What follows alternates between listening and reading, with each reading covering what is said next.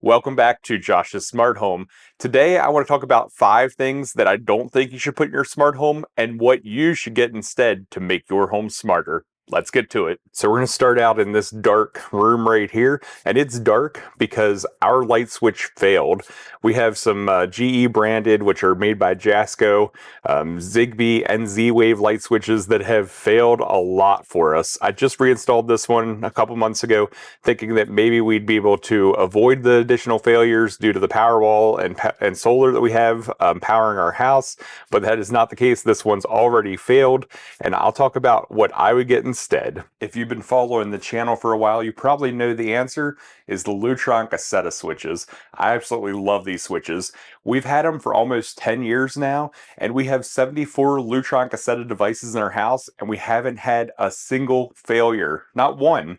They work flawlessly every single time. Yes, they cost a little bit more, but it's well worth the investment. They're super easy to install.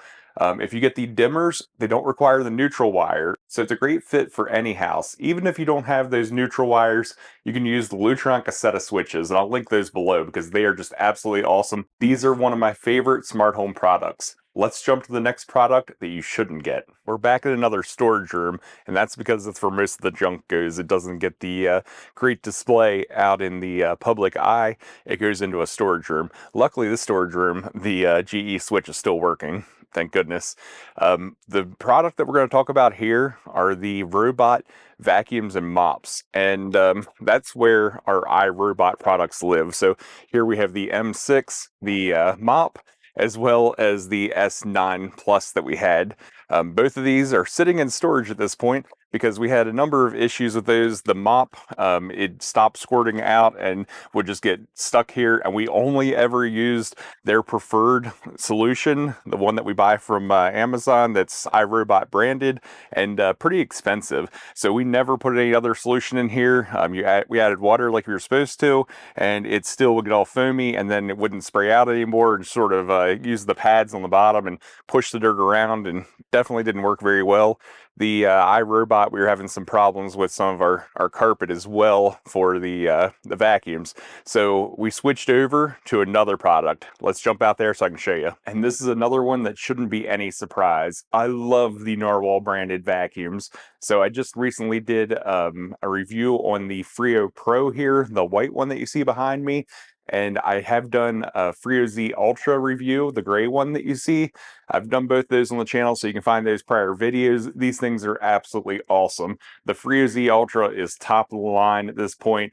Definitely can't beat it. The AI built in where it avoids the cords and everything else, and it does an awesome job mopping, never missing anything, cleaning its own mop pads, drying its own mop pads. They both do that, where they clean and dry their mop pads.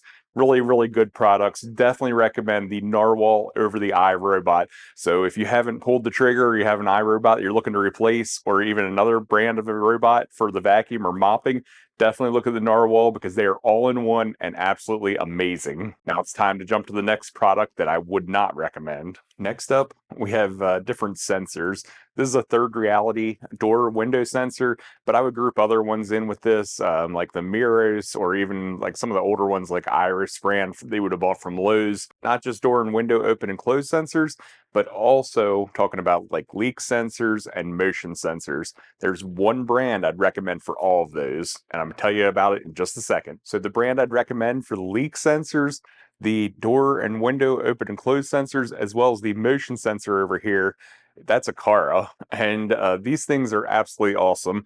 They are Zigbee protocol, so you can connect it into your home assistant or smart things or whatever else you want to use. I will say, if you're looking for a repeater, I would recommend utilizing the Akara branded smart plug, because these do seem to be a little bit contrary about what they'll connect to. But as long as you're having a good mesh network here using those Akara smart plugs, these things are absolutely awesome. The smart leak sensors from Akara have saved so many issues for us, and our house isn't very old, but there's been different times where there's a different plumbing issue, or somebody forgets something and it runs it over, or whatever else may be the case. And these things have really saved us, and they're not very expensive. I'll definitely have links in the description below, but I would check these out definitely as a home security type, a safety thing to make sure your home's protected from those water issues. And then for the door and window sensors, you can use those for security or for automations, those types of things, as well as the motion. This is one of them that we use in the basement area, and it allows us to walk around the basement and have the lights follow us and lead us, the next room in front of us as well. I do have a full video about that. I'll link it up here. And the video will tell you how you can automate the process so you don't have to touch those light switches. Let's get on to the next product I don't recommend. So this product is one that I'd actually say is a really good product, but I don't recommend buying it because of the price. And that's the Unify cameras. I would say these are a great product, but they do not command this premium price. It's just absurd. There's a comparable camera that you can get that is a much more affordable camera, and that's the Reolink series. You can definitely get these at a much better price. You have all kinds of options with Reolink. They have NVRs, they have the home hub. You can put SD cards directly into them. They have a whole series of cameras that are battery powered, like this one. You can see it's not connected to anything, but is active right now because it was connected to the solar panel that is actually sitting inside upstairs that's been powering this for weeks now. And we have, Wi-Fi cameras. There are power over Ethernet cameras. There's trail cams that can use the cellular towers. They have so many options. Definitely look at the Reolink cameras for your camera choices and skip over the premium price of the Unify. And last but not least, let's jump to my last category. And before I jump into the last category, if you wouldn't mind just leaving me a comment below letting me know if you like this type of video or if there's another type of video that you'd like and what that might be. So any ideas that you have for future videos you'd like to see, I'd be interested in hearing those so I can produce exactly what you want. And the last category, it's sort of a catch-all, but it's all that low cost, low level manufactured stuff that's all, white labeled or really weird names that's mostly coming from China and the United States here. And those would be the items that I try to stay away from because a lot of times you get stuck with the no-name apps to be able to use all the functionality, and some of them are really, really sketchy. So I would avoid those and stick to the bigger brand names that you might know.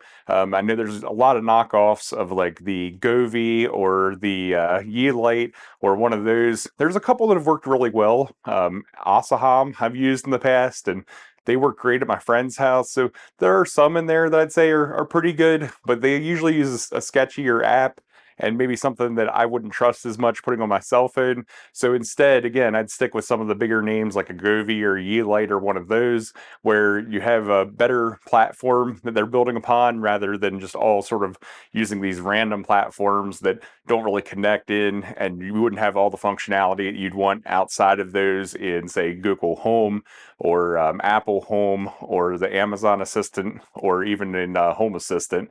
Even though there's a lot of capabilities there, some of these are not exposed. I hope you enjoyed this video, and if you like this one, check out the video over here. I think you're going to like it as well.